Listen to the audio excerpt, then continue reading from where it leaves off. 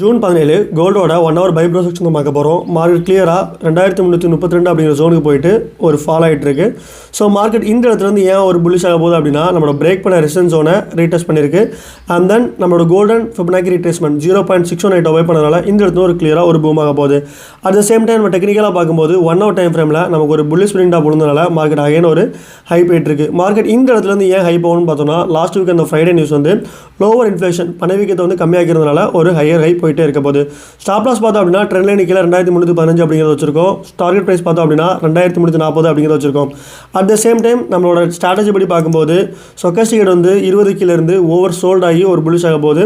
அந்த ஆர்சிஐ பார்த்தோம் அப்படின்னா 50க்கு மேலே இருக்குது. இது ஒரு நல்ல ஒரு பை கன்ஃபர்மேஷன் கிடச்சிருக்கு. அண்ட் தென் இதை பேஸ் பண்ணி டெலிகிராம் சேனலில் ஒரு கால்ஸ் கொடுத்துருந்தோம். நமக்கு நல்லாவே ப்ராஃபிட்டில் ரன் ஆகிட்டு இருக்கு. ஆல்மோஸ்ட் வந்து 1.5 பிப்ஸ்க்கு மேலே ரன்னிங்கில் இருக்குது. அண்ட் தென் இந்த மாதிரி உங்களுக்கு அப்டேட்ஸ் வரும். And then VIP channel join பண்ணி நினச்சிங்கன்னா ஜஸ்ட் நம்ம ரெக்கமெண்ட் பண்ணுற ப்ரோக்கரேஜ் ஜாயின் பண்ணலே போதும். நன்றி.